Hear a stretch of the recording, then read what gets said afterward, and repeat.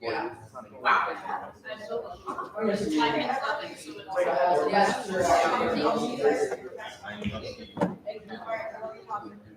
Sold up there. Yeah.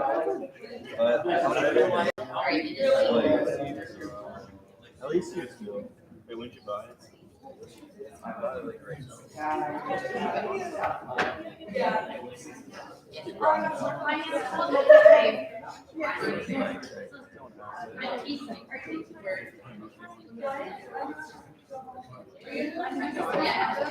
I like no, we're gonna do it. Okay. What do you need? Like large.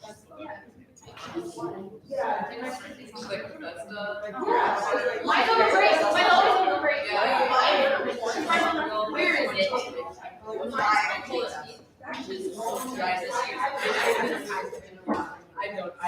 Mine is always, literally always, my entire life been over winter break. Because when I work until 31st of December, everyone can say it's gonna be really good 21st, but like, these are gonna be a little crazy. Oh, yeah. It's gonna be so many people though. And you know how I feel about crowd. Yeah, it was really good. 100%. Oh. Whatever makes you feel better. Oh crap! Here. I wish you a happy birthday like this.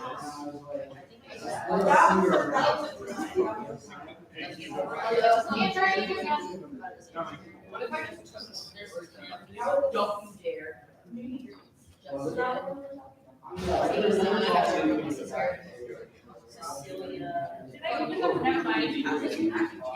And then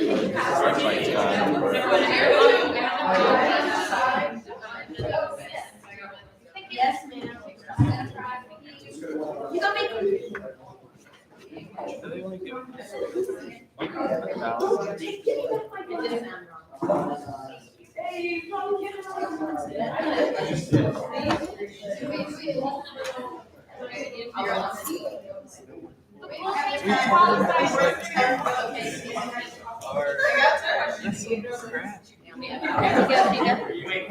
we were like, we made a huge case about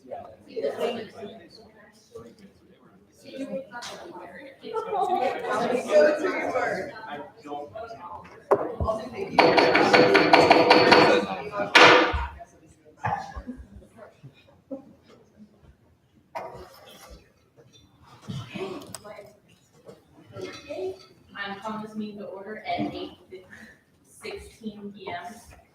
Let's move the roll call. President Messick. Here. Vice President Fennell. Here. Treasurer Miller. Here. Director of Campus Programming Glenn. Here. Secretary Smith. Director of Publicity Jones. Here. Club Coordinator Chang. There. Club Coordinator Bear. Here. Student Rep to Alumni Council Meeting. Here. Eyes Rep Ward. Student Trustee Hoover. Here. Staff Rep Leventer. No. Staff Rep Thacker. Yes. Here. Senator Swartz. Senator Belgoin. Senator Walsh. Senator Pence. Senator Benner. Senator Nortman. Senator McNesty. Here. Senator Perillo. Here. Senator Shorter. Here. Senator Johnson. Here. Senator Lewis. Senator Utz. Here. Senator Walker. Senator Reyes. Here. Senator Henry. Here. Senator Bernstein. Here. Senator Shapiro Sanchez. Senator Ortega Valencia. Senator Berry. Senator Bouton. Here. President Hernandez. Here. President March. Here. President Cooper. President Lanham. Here. Do I hear a motion to approve the minutes? Motion to approve the minutes. Do I hear a motion to approve the agenda? Moving on to. Is everyone okay? Moving on to students speak out. Are there any students here wishing to speak out tonight? Yes. Do I just stand? You don't have to. Okay, so basically what I'm gonna talk about is the pathway from like this like area, Schaefer area to Queen Anne. There's a light that's been out for a couple weeks now. And so at night it makes it really hard to see, and it's a safety hazard as well because in addition to the light being out, the path has like these huge mud slicks in multiple parts. And then it also, I guess, when the path was originally like created, they put a piece of metal in to like border it. But now because other students have walked, the piece of metal is like directly in the path. I personally, I mean, I'm like a huge klutz, so it doesn't really speak to everybody else, but I personally have lost my shoe with the mud slick, fell over the piece of metal. These occur during the daytime as well. I try not to go on that path during the nighttime because I'll probably die. And so like it's really frequently used. I go through that twice every Tuesday and Thursday to get to like my classes. It's used a lot by the Queen Anne residents, especially on the weekends when they're like pretty free when they're coming back from it. And so with how it's like pitch black there at night, and especially with the mud slicks, which earlier today it was literally a puddle. So it's just a huge issue that needs to be addressed. So I want to be talking to maintenance, public safety. Most people about it. We've been trying to get things cleared, and the brush cleared and the lights fixed leading to olive greens. That obviously didn't happen. Except for the brush clearing, that actually didn't happen. But the lights had gone out, and I know maintenance was working on the issue, but from what I understand, there's an issue that it's been put on hold for now, but we are working on this. But I'll check in. But yes, I have to figure that out Thursday night, 2 in the morning, come back and say, right, it's awful. Yeah, it's a weird time, but yeah. It's not bad. Are there any other students wishing to speak out tonight? Moving on to our guest speaker, we have Michael Dunn, the Title IX coordinator.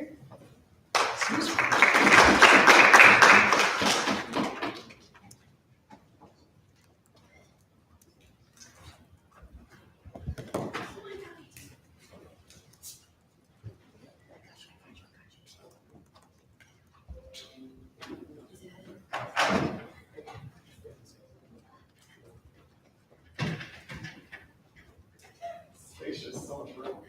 Good evening, everybody.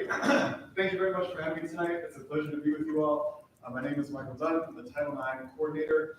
I appreciate the time to be with you today. I want to share with you information about the Title IX reports that the college received in the spring semester, last semester, spring 2018, as well as some of the overall annual reports and a couple of other updates. I'm really happy to be able to share this with you. I think it's really important that such sensitive work as Title IX be as transparent as possible to show you how seriously and fairly we take these complaints and reports that we receive and what the college does and how these things are addressed. So this table shows the reports that the Title IX office has received over time.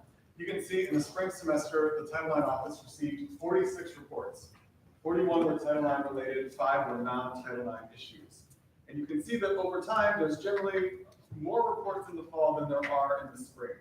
I haven't done the math on this to figure out what the line would be on all these different columns, but that number of 46 total reports seems pretty aligned with the numbers that we've been receiving over time. So what kind of reports were these?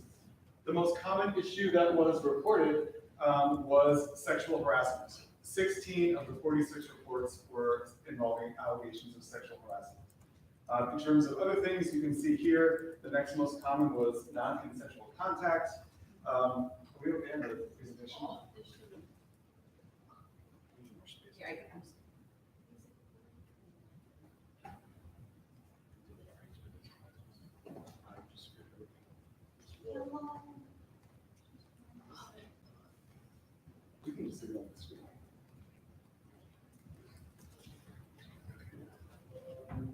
Okay. Just let it go. Okay. I have a whole flow going.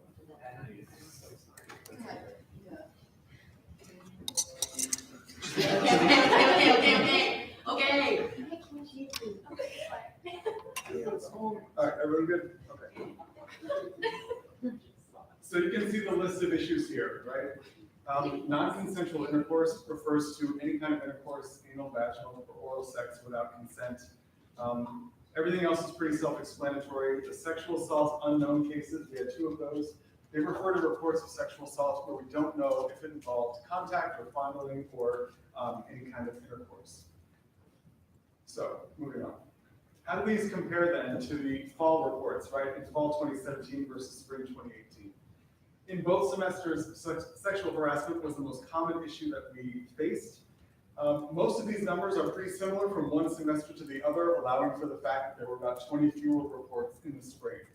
One note about the fall down at the bottom, you'll see that in fall 2017, there were 10 reports of general sexual misconduct. That refers to folks who were expected to complete the ongoing training that all first years and juniors and transfer students have to do, and said to me, hey, I don't feel comfortable doing the training, may I be excused? We counted those as general sexual misconduct, and so that's where that 10 comes from on that second to last row. Otherwise, all these numbers are mostly pretty consistent between the 2 semesters. So taking a closer look at these sexual assault cases, right? Perhaps the most serious issue that Title IX office receives. Of the 46 reports in the spring, 15 involved some kind of allegation of sexual assault. 7 of contact, 6 of intercourse, and 2 that were unknown. In terms of when and where these incidents happened, 10 happened on campus, 2 happened before the person enrolled at the college, 2 happened abroad, and we don't know where or when one incident occurred. And it's important to note too that although we received these 15 reports in the spring, that doesn't necessarily mean that the underlying events happened in the spring semester, right? Since folks may decide to report issues like this weeks or months or even years later, whenever it's right for them. So then how were these reports addressed? What did we do with them? This chart shows the fall cases and the spring cases. You can see that we had 4 formal resolution processes in the spring. That's when the college conducts an investigation to determine if policies were violated, and I have some more details about that just coming right up. We had 6 cases that were informally resolved, which is a voluntary process where we put in place non-disciplinary measures, things like no contact orders, conversations, agreements to stop the behavior. If everybody involved feels that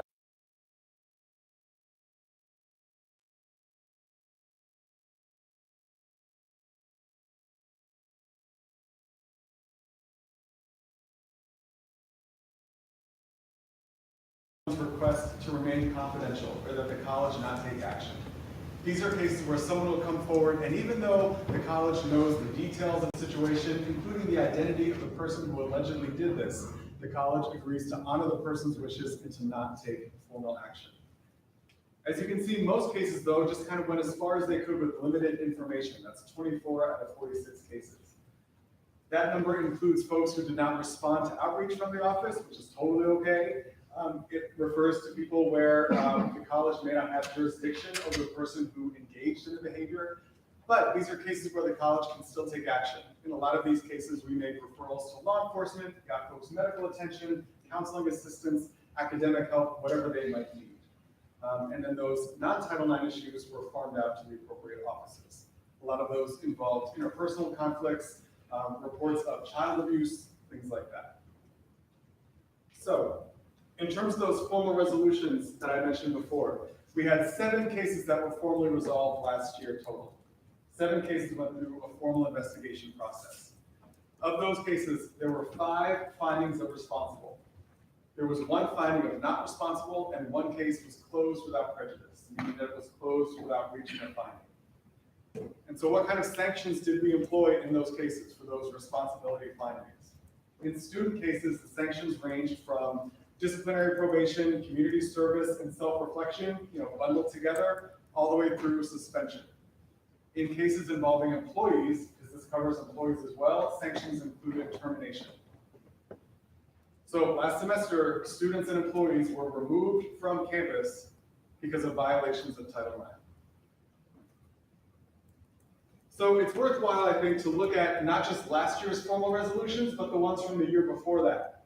What's notable is that in 2016-17, there were 11 formal investigations versus 7 last year. In 2016-17, overall, it was kind of similar though. There were 9 findings of responsible, 2 findings of not responsible. And the same sanctions were employed on the student side, with the addition of no trespass orders, right, which can be implemented after someone is no longer a student to prevent them from coming back to campus. And on the employee side as well, we utilize termination. So again, people are being removed from campus because of Title IX violations. I can't share kind of more specific information beyond that because these numbers are really small, right? And because we need to honor the privacy of the folks involved. Last thing, where do these reports come from? Who is submitting Title IX reports? In the spring, the most common source of Title IX reports were the reporting parties themselves, people who experienced the sexual misconduct issues. Those are people who decided to pick up the phone or email or walk into my office in the Luso-Clifton house to say, hey, I need to talk to you, can we talk? The second most common source of reports were faculty members, followed by public safety and RAs. And so what this tells me, or what it indicates to me at least, is that the system is working pretty well in terms of folks on campus understanding their responsibilities under Title IX to make sure that my office receives these reports so that we can get folks resource information, identify patterns, and folks understand what their responsibilities are.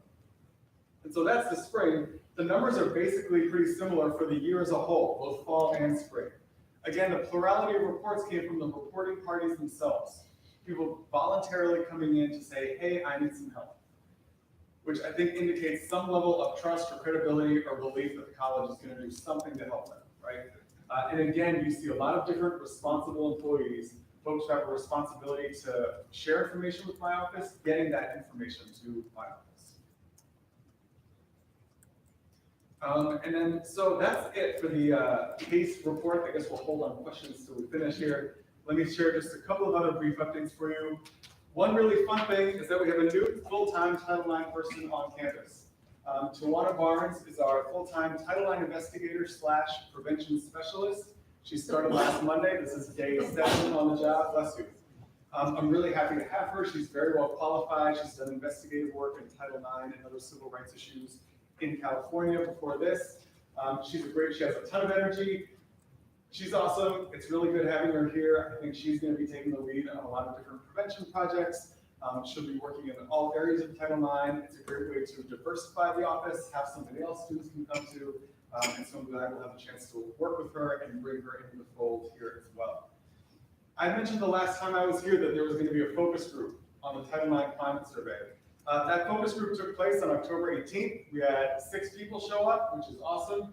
The Office of Institutional Research is analyzing that data and making a report for us. We'll take that and identify concrete action steps we can take to, improve our processes, and we'll have more information about that coming soon.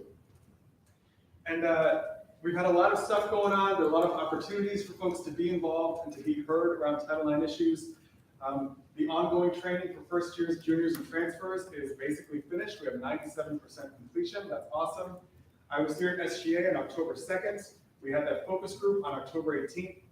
Dean Brown had his working dialogue on Title IX issues on November 1st. That was a really constructive chat. We had our big bystander facilitator training on November 3rd. I'm here tonight, which is awesome. And another big event coming up on November 28th. We're having an event in partnership with the Maryland Department of Health on engaging men and boys in the prevention of sexual assault. So more information is coming on that soon. And I want to highlight this list to show that there are a lot of opportunities for folks to get involved and make their voices heard, right? Title IX is a tough issue. It's a contentious issue. People have a very deep personal feelings about it. They have their own experiences. They're worried about their friends. They're worried about the culture on our campus. And this is something that all of us have to work together to address, right? It's not any one single person's job. So if you have ideas on ways that we can streamline things, make things better, that's what we're here for. The last thing I'll say is that looking ahead, we have a lot of stuff coming up. We'll be doing the climate survey again next semester. We'll be sharing the focus group results. We'll be doing the escalation workshop on healthy relationships. We have more programming with the Call to Men on violence prevention. bystander intervention stuff, and more. So I'm really excited about where the year's been so far, what's coming up in the spring, and that's all I got. So I welcome any questions or comments folks might have. Senator Schwartz.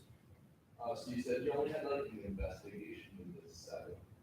How do you decide which setting? Like, just in general? Yeah, so good question. So if we got, over 100 reports in the fall and spring, only 7 went through a formal investigation. Those are the reports where someone says, I want you to do a formal investigation, right? As you can see, there were a lot of cases where somebody might not respond, they might not provide a lot of information. A key tenet of our Title IX approach is that we want to honor the wishes of people who come forward. Because if we went ahead and just investigated every report that came in the door, whether or not the person wanted the investigation to happen, people would stop reporting because they would not trust that their voices would be heard and respected. And so in very rare cases, we'll do an investigation against someone's wishes because we are concerned about a pattern of behavior, really predatory, really bad things happening, and if we can get information even without their participation. Those are pretty rare cases that'll happen maybe once or twice a year. Otherwise, we rely on folks saying, yes, I want to conduct an investigation to make that decision. Is that clear to people? Do they have to say, hey, requested to be formally? Yeah, so that's something I've been thinking about a lot actually, because I got some feedback that no, it wasn't quite clear. So we're re-looking at some of our written communications to try to make that clear. The key thing that I do when I reach out to someone is invite them to come talk about options. I don't think that it's reasonable to expect somebody who's just been through a traumatic experience, who may have reported a public safety or their RA, to decide, yes, I want to do a formal investigation right now without ever having set foot in the office or met this guy or whatever the case may be. So it's something we'll work on making more clear. But the key thing is that we really need to talk to folks to let them know the range of options, right? There's a formal investigation, there's informal resolution, there's law enforcement, there's medical stuff. People have a lot of questions about that, so we want to lay out the options so they can make a clear decision for themselves. Most of the people that sent in a complaint, do they usually meet with you, or do the majority of it come to your office? Yeah, so if we look at where these reports come from, right? All those reporting parties, they generally met with me. What we're kind of looking at are reports that I might get from public safety or an RA, where a person has talked to another campus official, and then I follow up and reach out to say, hey, I got this report from public safety or the RA, can we talk about what's going on or what you want to see happen?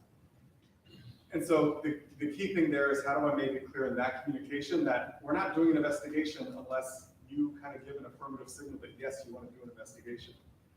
And I'll send a follow-up email that says, look, if I don't hear from you, it limits the ability of the college to respond. And if you don't respond to me, that's totally fine, it's your prerogative, but you need to make clear what you want to see happen.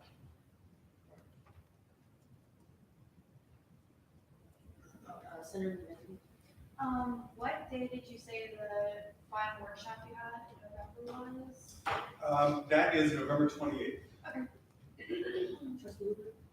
Yeah, if the number is so small that you probably can't do it without breaking confidence, that's okay. But about how many of these reports were sort of where the alleged victim was from the student body versus the alleged victim being sort of from faculty or staff, an employee of the college, basically? Do you mean for the formal complaints or reports as a Just the whole? reports in general, like how many reports, generally speaking, are coming from the student body, or at least involve someone in the student body versus involving an employee of the college? Most cases do not. Most cases are student-to-student cases. It's definitely a minority that involve faculty or staff or employees. Things like that. Did anyone else have any questions? Thank you very much.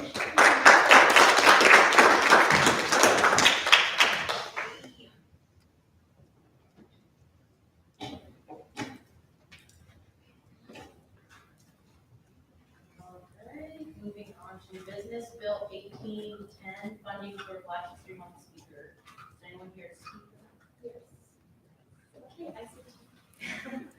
Hello everyone, my name is ICT Chow, and I am the Assistant Director of Programs Board, and part of the Programs Board is being able to bring different events on campus. So last year during what we call Plan-a-thon, where we plan our following spring semester for the following year, I came across an agency called Conscious Campus, which basically funds different speakers to come and speak on campuses.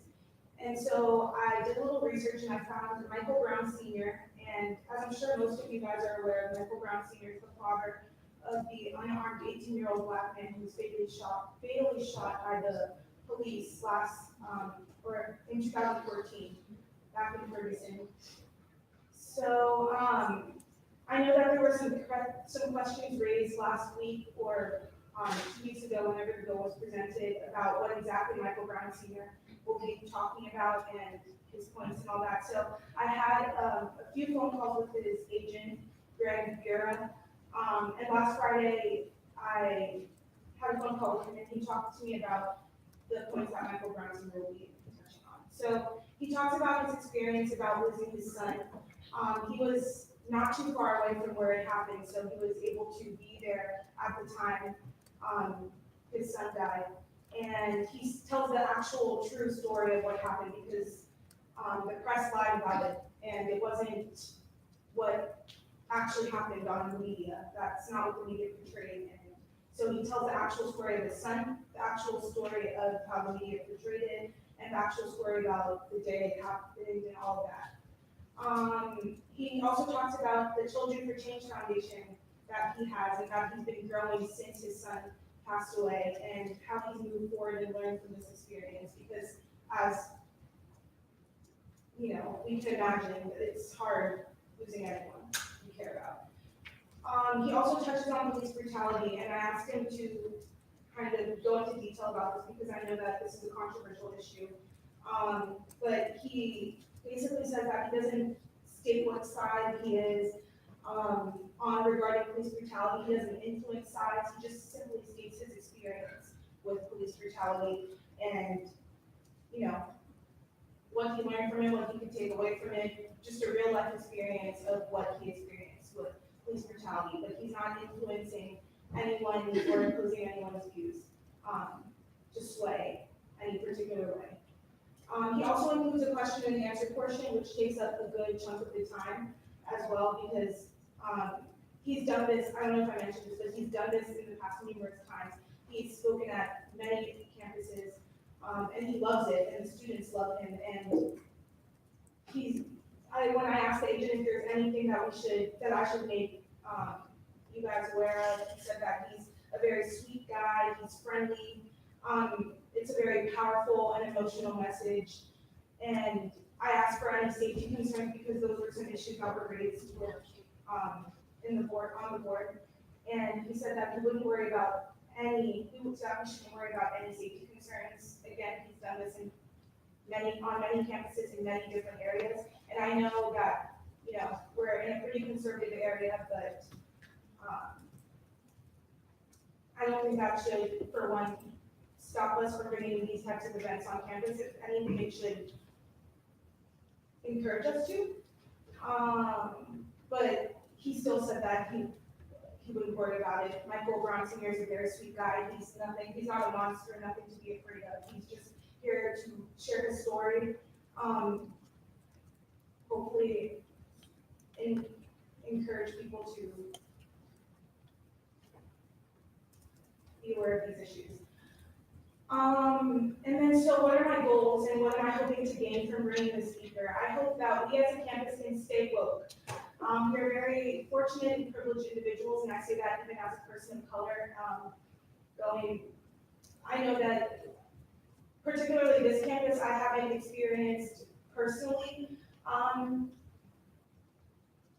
anything in regards to racism and stuff like that personally. But I know that it's a big issue on this campus, and I know that sometimes we are more privileged than others, and we fail to see that those who are less privileged than us aren't as lucky as us. So I feel like this is a great way to motivate people and to see the harsh reality of, you know, our society. I also want to stop the worries and the fears surrounded, you know, with issues like this. I know police brutality and racism, all of these topics are very hard to discuss and they're very controversial issues, but I feel like we should talk about them And we always say we're gonna talk about them, but we never really talk about them. And this is a great way to talk about this. I really do think, because it's a first-hand experience, it's a real experience, it's an emotional experience. And I think that we can all learn from it. Even if we can't relate to it, we can definitely learn from it. So I know that there were some issues on whether this event excludes people. No, please come. If this event does move forward, I really encourage you guys all to come, whether you relate to it or not, whether you think you relate to it or not. Just, and if, obviously, if you relate to it, please come. Like, everyone is welcome, then you can learn from it either way. And it's also during February, which is Black History Month, so it's not meant to exclude anyone, but it's just primarily, we're focusing on our history, our past, and so it's not meant to exclude, it's just meant to, what's the word? It's just meant to help us grow, learn, and yeah, thank you. Does anyone have any questions before we? Supervisor Santos? Is it definite that this will be the speaker? Yes. Like he's available on that day? Yes. And like, okay. Is there any other questions? Do I hear a motion to move roll call vote? Motion to roll call vote. Senator Schwartz. Aye. Senator Wolf. Senator Pence. Senator Benner. Senator McKenzie. Aye. Senator Furlow. Aye. Senator Shorter. Aye. Senator Johnson. Senator Lewis. Aye. Senator Epps. Aye. Senator Walker. Aye. Senator Reyes. Aye. Senator Henry. Aye. Senator Bernstein. Aye. Senator Shapiro Santos. Aye. Senator Artigo Valencia. Aye. Senator Mouton. President Hernandez. Aye. President March. Aye. And President Lamb. Aye. Alright, it's the opinion of the chair that the ayes have it, this bill passes.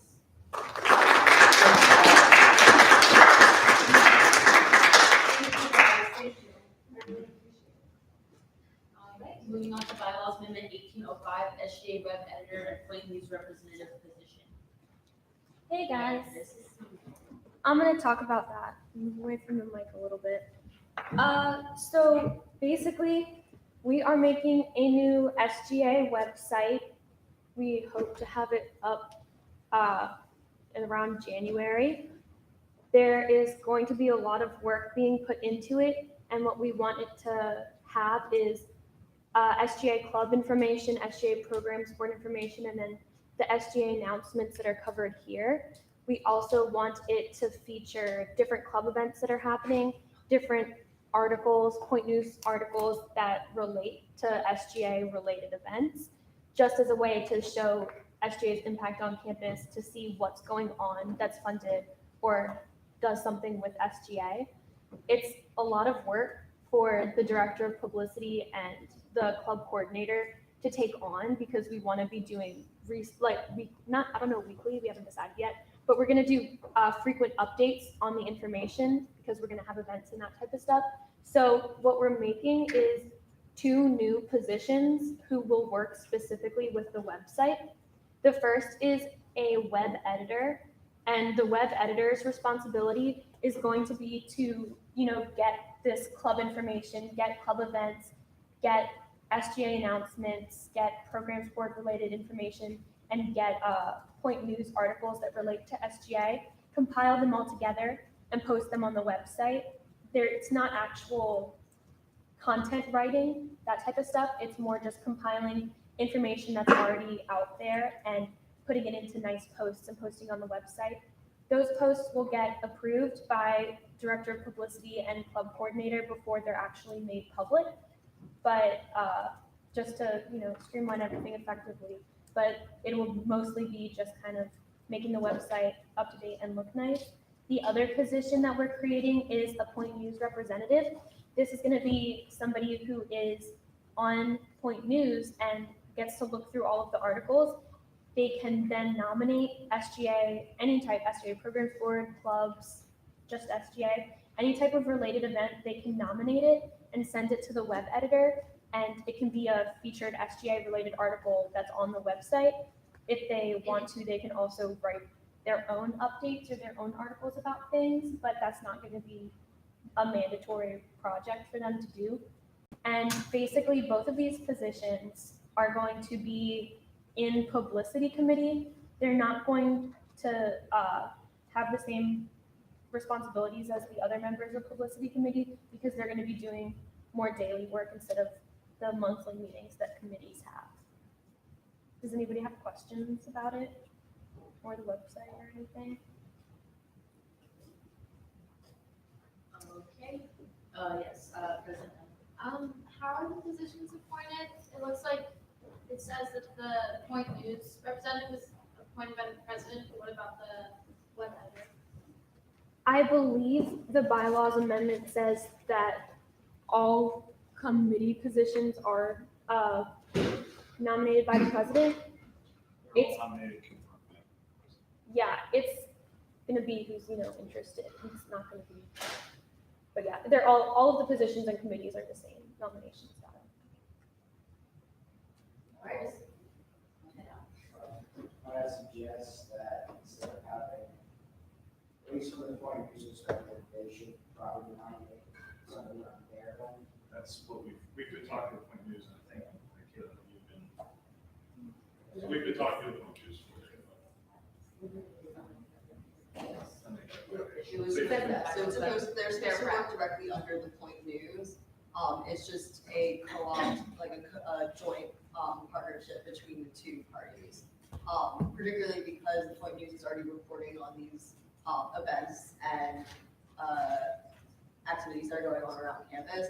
It just kind of helps streamline it, for another forum for them to open it up to the public. Overall, this website is just to kind of also just like make it a lot easier and more accessible in terms of events and clubs. Because we know and we've heard a lot of you asking about how inside SMCM and like whether the functionality of it is efficient.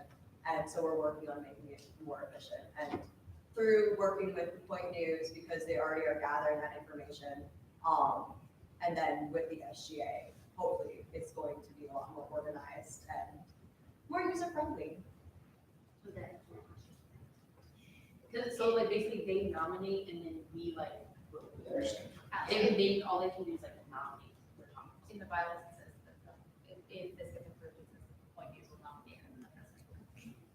That's huge. President.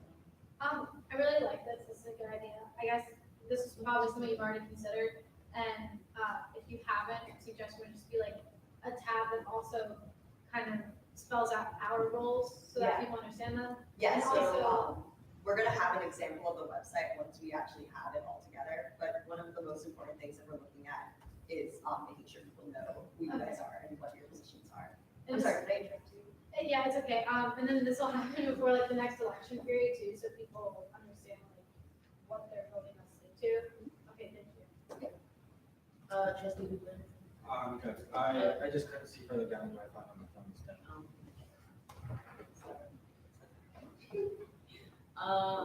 Any other questions, comments, concerns, suggestions? All right, do we hear a motion with roll call vote?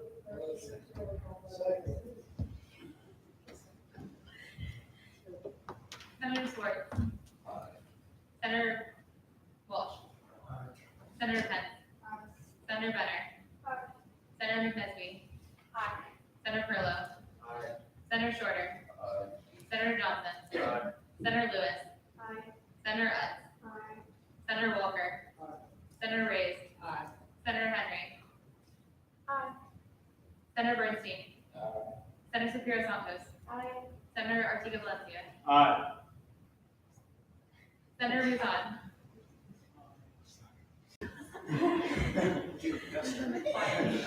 President Hernandez.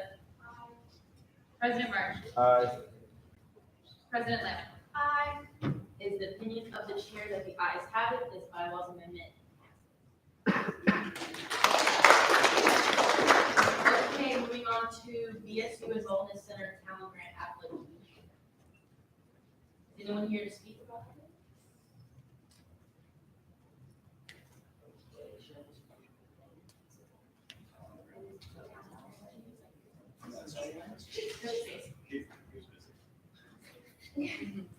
Alright, so we got our first calendar application in this past weekend. It's with the Wellness Center and ESU. They want to bring in a mental health specialist who's going to like do a presentation on self-care and mental health. So if you go through their application, they kind of like map out. So like they'll have them come in for a presentation, and they are also part of the grants to cover books for the first 12 people attending. So you'll get a book by the speaker coming in for free. Are there any questions about their application? I'll try my best to answer them. I'll give you guys like a minute to look over because I see some like huge spaces. If you're, yeah, so and also the way the contract works, this is separate from like someone coming in normally asking for money. There's like a separate grant that's like set aside for projects like this. So I think right now we have $8,000 in the grant. So this would just pull from the grant rather than our surplus, which is where the money is usually coming.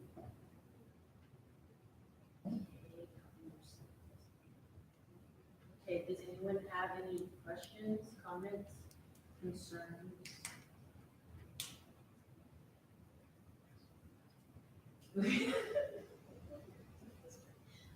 Motion to move, do I hear a motion to move roll call vote?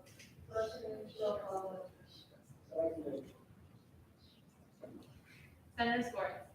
Aye. Senator Walsh. Senator Pence. Senator Benner. Senator McNesby. Senator Furlow. Aye. Senator Shorter. Aye. Senator Johnson. Aye. Senator Lewis. Senator Utz. Senator Walker. Senator Reyes. Senator Henry. Senator Bernstein. Senator Shapiro Santos.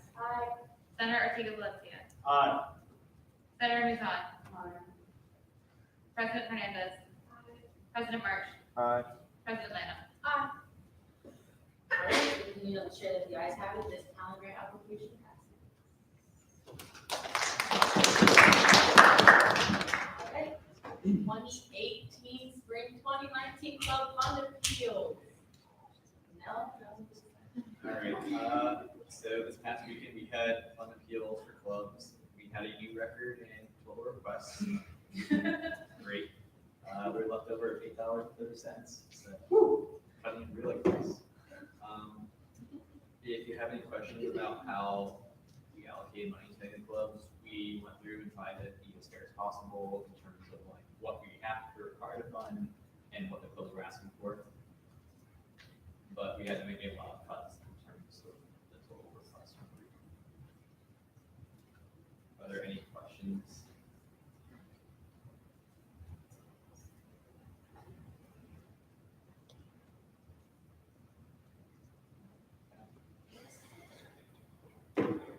okay, questions, comments. Motion to move to roll call vote? Senator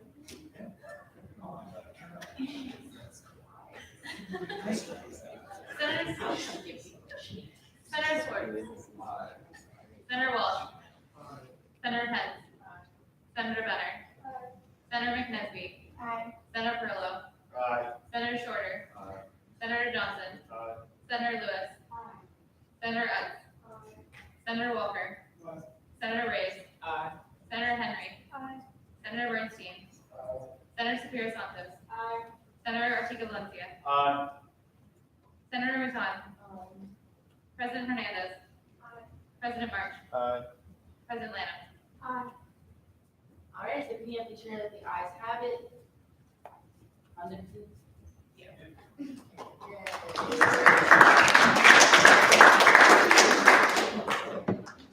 Okay, resolution 1801, proposal for student fee increase. Jane Miller. Yes. Okay. So this is what I brought up last week in terms of the tuition increase. So to be clear, I don't want to vote on this tonight. I'm going to ask someone to motion to table this the next meeting, and I want you all to bring your talk to your constituents and get their opinion on this. And so that way, when we come back to the next SGA meeting, which is 2 weeks from now, we can do a better idea of what the student body is doing on this. So what I've done is I attached a sample budget based on the tuition increase up in the legislation folder. So if you're, I'm gonna put the link in the agenda for it, so you can put that in your constituent report, and you can, so that way your constituents can see what like the budget would look like next year with this increase, if this increase gets approved. Okay, that one's in there. So if you look through the budget, I highlighted all the items which would be either a new item introduced in the budget or an increase from previous years. So the first one is senior class, like senior week funding for the senior class. So basically what we have found is in the past, normally we ask that the classes fundraise for their senior week, but we have found in the past 3 years that they've always fallen short. And SGA usually ends up picking up whatever money they don't they don't have enough for. So basically, we're just going to alleviate this problem in general and just have SGA funded completely, rather than like forcing the classes to like struggle over years of fundraising money and still fall short of it. So my idea for this is we give them the money for their senior week, and then when they're first out of class, they get the startup fund that they can use. They're only get it once, so they use it all 4 years, and they can use it whatever they want, for whatever they want. They can get them t-shirts. They want to do like more fundraisers, and it's added on to their senior week funding. They can do that. But either way, they're going to get this guaranteed $18,000. And also to be clear, this $18,000 is like a high estimate. It's probably going to end up being lower once we actually go through and look at the numbers and figure out how much like senior week actually costs. But I put the high estimate in there just so like we wouldn't have, we would make sure we have enough funding for it. All right. The next item on there, meeting allocations. The idea behind this is instead of like we would have a set fund we would pull from for SGA every time we allocate money at SGA. So rather than either like pulling from our surplus and then going to our special period account, we would instead pull from this amount. And then once we run the $20,000, like it should be more difficult to ask the SGA for money. So like after like the $20,000 runs out, we would be very like we would be less lenient in terms of who we're giving money to. Oh, sorry. Yeah, so that's what the $20,000 here. It's basically a set fund that you would have available. We would have available to get out at meetings, and once that $20,000 is out, we would be less lenient to take money out of the special charter fund and instead just leave it at $20,000 as it's. The $5,000 from Mark Twain, that was already approved this past couple of meetings ago, so I just added that in there so it's in the budget. The biggest changes I'm making is for preference board. I've upped a lot of their budgets to make them more competitive with other colleges in terms of the events they can pull off. The idea behind this is I did the numbers for it and calculated like how much money they get per week. This gives them $5,000 per week for programming, which the idea is they're going to be able to do more consistent programming. So rather than have like just one event one time, like during 1 week and then nothing the next week, they could have one set event every single week, the same time, like in place, to make it easier for like students, like so they know they can go to this location and there's always going to be an event there at the same time, like same time of the week. If that makes sense. And also this allows them to bring in more like well-known like performers, because right now the budget is limited to like very like small time like being musicians, like to artists. This allows them to bring in like actual people like who might have name recognition on campus rather than people who you have no idea who they are. The last thing I changed was for club allocations. So if you just saw, we got a lot of requests this past semester, and we are very limited in terms of what we can give out. So I just wanted to add a little bit more to the club allocations, so that way we can fund more club events. So when they come in and ask for money, we have a little bit more to give out to them. Are there any questions about what I just went over? So my first question is with the SGA meeting allocation. So you're basically setting a limit of we can only spend $20,000 per year from special care funding. So this would just be out of the budget. So this wouldn't even come out of special care.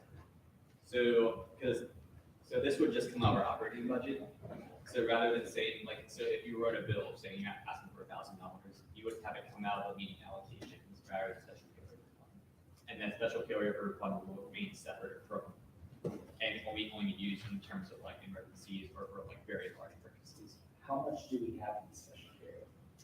So the issue with that is the way it's been tracked.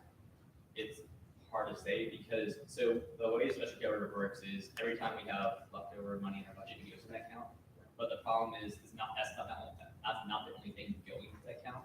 So any club fundraising is also going to that account, and any rollover from any of the other budgets underneath SGA. So Bergman's Court rollover is going into there. So the club fundraising, which rollovers from year to year, is also going to there. So I can give you a number, but I can't tell you what part of that is the special care order, which part of that is like part of club fundraising and stuff like that. What is that? It's close, it's up to $700,000 for each. But at the same time, that's like, that Right. number is mute, because we don't know how much of it is actually ours and how much of it belongs to clubs or programs. Because We would have to go, like, if we want to find out that number is, we have to go back through, like, the past who knows how many years and like track, like. For a bit of context, the way the numbers are always kind of kept track of, from the Office of Student Activities perspective, hasn't always been the most clear. And every couple of years when it has been clear that there's a significant surplus, what's done is a new sort of student group or something is kind of set up to do something useful with the money that benefits students. The most recent example of this is SIG, the Student Investment Group. And right now, what they do is it's teaching students to invest and invest wisely. And it's students who are interested in investing and students who know investing well. And they, for students using this money that's been specially allocated to them, they push around a little over $250,000 for buy portfolios that are generally, that they have to report to the SGA on once a year. So it's not like the money is always sort of, being, put in this useless area of perpetuity. It's just a matter of how much, we know that we can actually do something with it and it's responsible. Yeah, basically, I don't want, like, I know what you're trying to say, and that was my hurt, like using this money instead of asking for 2x tuition increase, but there's just too many complications with that number for us to, like, realistically pull from it consistently. And also, that's a temporary solution. I want to look for a permanent one. I have a couple more questions. Okay. Would the tuition increase, would that be a straight, like, addition onto our tuition? Like, you cut a check, you're gonna add $50 to that, or is the trustees going to pull that $50 from somewhere else? The way this is laid out, it would be a straight increase on tuition, because student fees are taking out, it's half the first semester and half the second semester. So it would be a $25 increase over, like, per tuition class. When you pay tuition, it's divided, or whenever you pay for it in a way that's subdivided, it will say fees, and part of that is student fees, which goes, effectively, that's where the SGA money comes from. And that will be an increase that will have to be bridged back. My last question is with the senior week funding. Yes. So am I hearing this right that like class officers would not have to fundraise? That's something we're still working out in terms of like the details behind it, because we're still floating ideas around of like having them fundraise to a certain like an election lower goal, so like that basically so we can access this funding. But it's something like we need to talk about with like the actual class presidents to like work the details out. But I wanted to put that number in there as something because like there's going to be at least some degree of SGA's going to be funding their senior week, and I wanted to put the higher estimate in there rather than nothing at all. Yes. Would that funding be held until it's time to use it? Like, would it be ours and we can't use it in a way that user-based funding? Which the one funding for senior week? Yes. Yeah, so that would only be used for the senior classes. Alright. Any other questions? And I guess someone motion to table this. Motion to table. Second.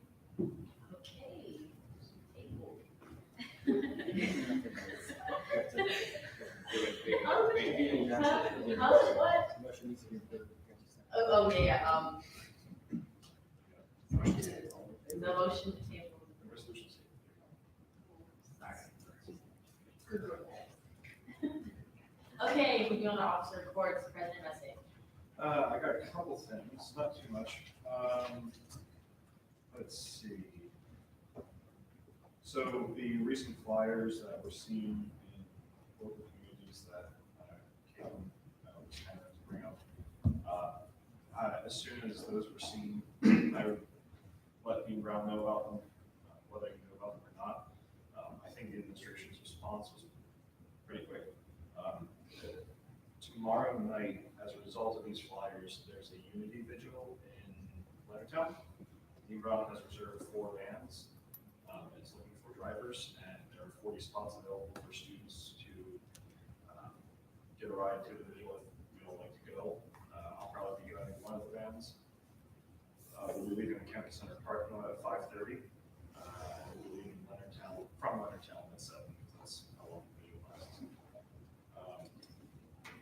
Also, this evening I had a meeting with Dr. Michael Glasser. He's in charge of the SOCA board.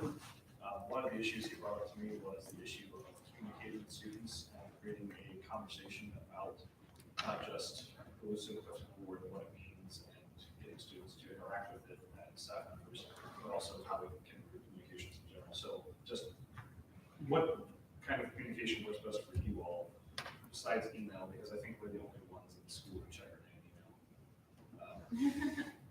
What works? Because inside SFCM doesn't seem to be working. I mean, I know there's a Facebook event, that's pretty accessible, so I think that, you know. The only problem with that is apparently incoming students do not know what Facebook is. They've never heard of her. They don't know her. So they don't have a Facebook, so we would have to be like broadcasting on like all platforms, which is, it's not. Yeah, yes.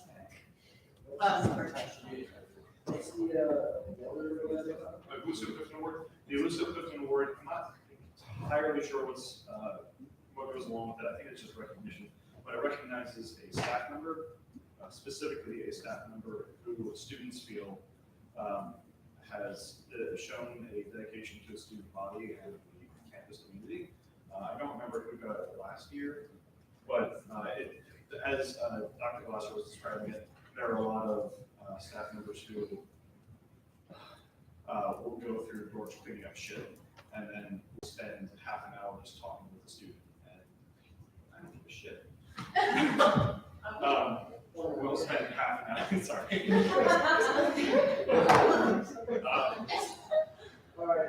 So it's that kind of thing. It's to recognize staff members who go above and beyond in their line of duty.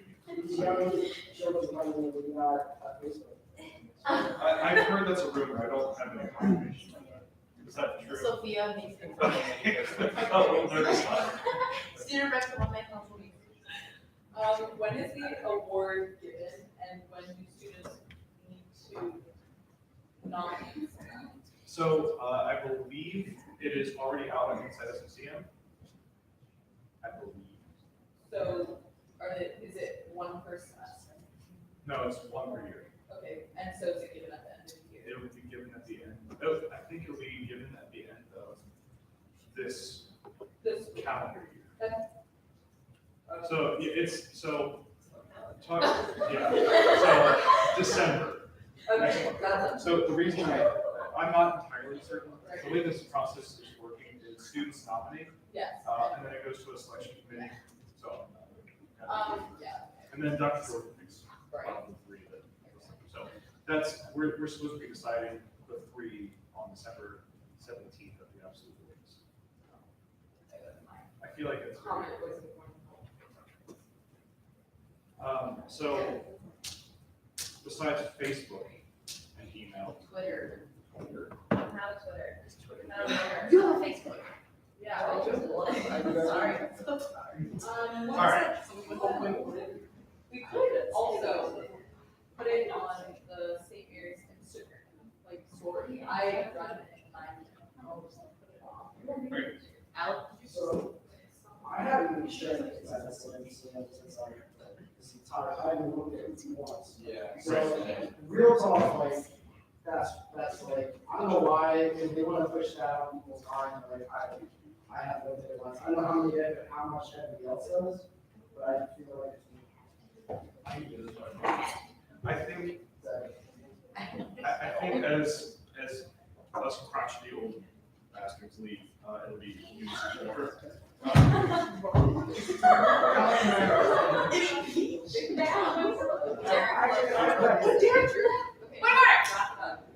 So I'm saying I think as we, No, as no, we, what you about to say? How about we just talk to the incoming class and the current first year class? They're the ones that are gonna be doing this the most, they are probably. They say Twitter. They say Twitter? Yes. Motioning at Facebook. Motion. overruled. Yeah, motion for all of you. Okay, are you done? Yes, that was all. Okay, moving on. Vice President now, I have nothing. Board of trustees, they're keeping it lit in there for a whole hour and 30. Okay, campus programming lit. Okay. So I mentioned some of these events last week, but just to reiterate, tomorrow from 6 to 9 p.m. in Upper Monty, we have Oxygen Bar. Friday, we have a magician at 7:30 p.m. in Glendenning Annex in here, this room. And then on Saturday, from 7 to 9 p.m. in the rec courts, we have laser battles. Basically like laser tag. Follow us on social media, since we just had this conversation, to keep updated. We don't use our Facebook. Wow. We use everything else though, SMCM, PB. So yeah, that's it, that's all I have to say. All right, cool. Moving, yes, question. Sorry, what was the magician, His name is Wayne Hoffman, what was the time again? 7:30 p.m. So you can do that and then go to improv. Any more questions, comments, concerns? Yes, Senator McCusby. What like social media platform is that SMCFPB on? Twitter, Snapchat, and Instagram. All of them are the same handles. Okay, student director of SGA Publicity Jones. Hey guys, if you have strong opinions about Facebook and moving on to different social media platforms as our main form of communication, please send me an email. We can talk. That's my agenda, is to get St. Mary's to stop using Facebook as their main form of communication. So I'm actively looking for ideas. Join publicity committee or just give me your ideas. Also, talking about publicity committee, if you're interested in being a web editor, or if you're part of Point News and you want to be a Point News representative, or you know somebody who will, the website will hopefully be up in January. So we're gonna need a web editor for like a little bit of training, or Point News rep for that type of stuff. So yeah, let me know if that's something you're interested in. And then if you have any questions about the website, let me know. If you have suggestions about the website, that would be helpful. That's it. All right, question from Hannah. What's your email? CJ Jones. Okay, thank you. Student trustee Hoover. Thanks everyone who talked to me either after the meeting or last week. That was nice. I also want to hunt some of y'all down too and still talk and ask questions. Also, last week we welcomed into the world a young Jenna Hoogler, and I'm now Uncle Hoogs for the third time. I left you hanging last week, so I had to give that update. But yeah, I'm also meeting with Dean Brown for about the 12th time this Thursday. And again, if there's anything that you want me to raise to him, let me know. So hit me up. It's in 2 days. So, For good yeah. For good comments. Okay, club coordinator Bear Chain. Okay.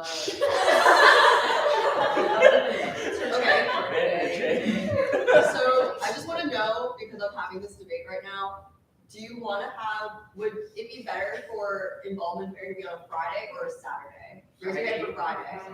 Raise your hand for Friday. Raise your hand for a Saturday. All right. It's on a Friday. Okay, I'm trying to plan the involvement fair for next semester. Based on what you guys have just told me, I will make it on a Friday. Also, what? Nope, that's it. Thought I had something else. Not Bear Chain, just Bear? Okay. We actually have just, let me get it. We just started sending out inventory lists. We're looking for active inventories of all clubs. If you are a club leader, please send us your inventory list. If you know any club leaders, and if anybody you are above and or relaying information to is a club leader, please tell them to email us. Currently, the club inventory room is not safe for fires, and I would really hate to watch the entire building burn down. Please, for my sake, not be victorious. Other than that, I don't have much. All right, questions, Treasurer Miller. Hi. Okay, so please put that link in to the reports for the budget form, or the budget projections. If any of your constituents have questions that you can't answer, please send them my way so I can talk to them. That's all I got. All right, questions, parliamentary member. Go. So just to put it out there again, you can be on more than one committee. And if you want to be on another committee, you can join my committee. We meet every Saturday. I provide baked goods. I think they're pretty good. I'm not biased though. It's actually it's a lot of fun and it's good. You get to see a different side of SGA because it's more of the logistical, like, because I mean, it's a constitutional review committee, you're looking at the constitution and seeing like what we actually operate from. So if you're interested in anything like that, you can be more involved in SGA. You can join my committee. Just send me an email. It's kherberger@sncu.edu. Questions. Yes. No. Okay. Stop trying to get. Okay, student rep, alumni council meeting. Hi all, this past Saturday was the alumni council retreat. We have 2 a year. This is the one in the fall. It went great. They were very happy to hear that Hollow Greens was relatively safe compared to previous years. It was our safest in a long time. You can ask public safety for those details. I have them. Giving Tuesday is Giving Tuesdays. It's the 27th. Come to the campus center. Very fun. We're gonna have donuts, s'mores, hot dogs, lots of different food. Also, you can give back in a non-monetary way because we're real college students. So you can participate in a bunch of activities that will be going on. I'll be there all day. Yeah, that's it. Questions. Okay, Senate Leader Cepero Santos. Okay. Zach Rupp-Thacker. All right, canned food drive is going on right now. It ends on Sunday. We are looking for any sort of canned food or non-perishable item. There are collection boxes in the ARC by the welcome desk, by right outside the arena, and by the coach's office. There's also a collection box by the grind, right next to the little cart where you can pour your half and half into your coffee. And we are going to be taking our cans on Monday. Feel free to come and help us count them. Probably Sunday night. That's up for debate because we might have both SAC presidents not present, which would not be great. So probably going to be on Monday. But you can email me at smthacker if you are interested in helping us count those cans. And basketball season starts on their home opener is on Thursday. Games at 7 in the arena. We're really trying to get a lot of campus involvement, and so we really want to get as many people to that first game, show them our support, and bring a can then because they'll be collecting cans for the food drive. So. All right, bring your cans and phone fingers. Any questions? No. Class officers, any questions? Okay, senators, anybody? Are we doing anything for the people suffering from that fire in California? That is up to my committee. We're meeting. Any questions? Corella, you have any? Okay, moving on to a last minute bill. It is Victoria Chang's birthday. We will quickly and sing as we did it wrong. 1, 2, 3. Happy birthday to you. Happy birthday to you. Happy birthday, dear Victoria. Happy birthday to you.